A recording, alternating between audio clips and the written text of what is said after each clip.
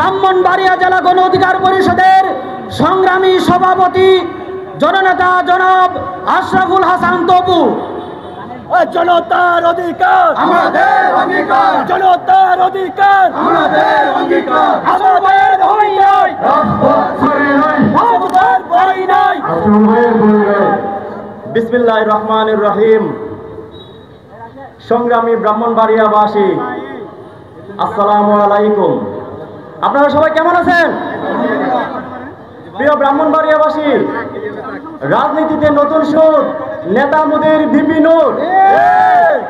মোরা শিক্ষার আলোয় আলোকিত হব, অধিকার আদায়ে সুচ্চার, মোরা প্রগতির পথে অগ্রগামী হব, নির্ভীক বাধাহীন দুর্বার। 2018 সালের কোটা সংস্কার আন্দোলনের অগ্নিগর্ভ থেকে জন্ম নেওয়া ছাত্র সংগঠন বাংলাদেশ ছাত্র অধিকার পরিষদ, প্রায় 76 বছরের ছাত্র সংগঠন বাংলাদেশ ছাত্রলীগ, যেই সংগঠনের সামনে দাঁড়াতে পারে নাই তার নাম বাংলাদেশ ছাত্র অধিকার পরিষদ। অধিদপ্তর থেকে মন্ত্রণালয় যাদের আন্দোলনের ভয়ে কাঁপে তার নাম বাংলাদেশ যুব অধিকার পরিষদ। শ্রমজীবী মানুষের অধিকার আদায়ে সবচেয়ে বেশি যেই নেতারা কথা বলছেন তার নাম বাংলাদেশ শ্রমিক অধিকার পরিষদ। আর এই তিন সংগঠনের কোঅর্ডিনেটর হচ্ছে বাংলাদেশ গণ অধিকার পরিষদ। সংগ্রামী ব্রাহ্মণবাড়িয়াবাসী, আমি আমার বক্তব্যে প্রথমেই স্মরণ করতে চাই 2021 সালের আন্দোলনের, মোদিবিরোধী আন্দোলনের ব্রাহ্মণবাড়িয়া জেলার বাংলাদেশ ছাত্র অধিকার পরিষদের প্রথম শহীদ হাফেজ কাউসারকে। একই সাথে স্মরণ করতে চাই 6 ফেব্রুয়ারি 2000 সালের আন্দোলনের, ফতোয়া বিরোধী আন্দোলনের শহীদদেরকে, এবং 2016 সালের ব্রাহ্মণবাড়িয়ার জামিয়া ইউনিসিয়া মাদ্রাসার ছাত্র হাফেজ মাসুদকে। একই সাথে আমরা স্মরণ করতে চাই 2024 সালের জুলাই আগস্ট গণঅভ্যুত্থানের সকল শহীদদেরকে।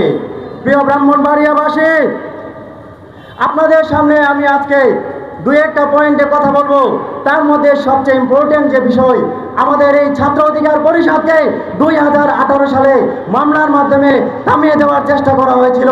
2019 সালে আমি ব্রাহ্মণবাড়িয়ায় দাঁড়িয়ে বলেছিলাম ডাকসুর বিপি নুরুল হক নূরকে এই ব্রাহ্মণবাড়িয়াতে আসবেন এবং ব্রাহ্মণবাড়িয়াতে ইফতার মাহফিল করবেন, এবং আমরা এনেছিলাম।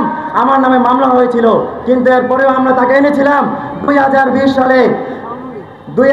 সালে 16 ডিসেম্বরে আমি সহ আমার সেক্রেটারি কাজী রাজিউর রহমান তানভীর সহ প্রায় 16 জনের উপরে ছাত্রলীগের অতর্কিত হামলা হয়েছিল।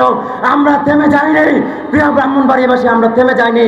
2021 সালে মোদি বিরোধী আন্দোলনে ব্রাহ্মণবাড়িয়ার প্রায় 17 জন ছাত্র শহীদ হয়েছিল।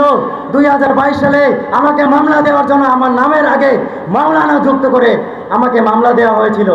প্রিয় ব্রাহ্মণবাড়িয়াবাসী, এই ব্রাহ্মণবাড়িয়া একজন আওয়ামী লীগের নেতা ছিল, তার নাম রবিউল মুক্তাদির। লজ্জার সে আমি সহ আমার একটা ফ্যামিলির 4 জনের নামে একটা মামলায় আসামি করে, হেফাজতের মামলা। আমি কি হেফাজতের নেতা ছিলাম? বুঝে থাকলে বলেন, আমি কি হেফাজতের নেতা ছিলাম? অথচ 2021 সালে হেফাজতের আন্দোলনে আমরা যে মোদি বিরোধী আন্দোলন করেছিলাম, হেফাজতের ওই মামলায় 1 নম্বরে আসামি ছিলেন মুফতি মুবারকুল্লাহ হুজুর, 2 নম্বর আসামি ছিলেন মাওলানা সাজিদুর রহমান হুজুর, আর 3 নম্বর আসামি আমি মাওলানা আশরাফুল হাসান তপু। প্রিয় ব্রাহ্মণবাড়িয়াবাসী, আমি জাস্ট একটা কথা বলে আমার বক্তব্য শেষ করতে চাই। শুধুমাত্র একদিন ফুল দিয়ে, একদিন মিলাদ মাহফিল করে জুলাইকে ভুলে গেলে চলবে না। আমাদেরকে আগামীর বাংলাদেশ বিনির্মাণে এই জুলাইকে আমাদের সামনে রাখতে হবে। সংগ্রামী ব্রাহ্মণবাড়িয়াবাসী, এই জুলাইয়ের অঙ্গীকার হোক নতুন কোনো ফ্যাসিবাদ যেন বাংলাদেশে জন্ম নিতে না পারে। এটাই হোক আমাদের অঙ্গীকার। জনতার অধিকার আমাদের অঙ্গীকার, আমাদের অঙ্গীকার, দেশ হবে জনতার।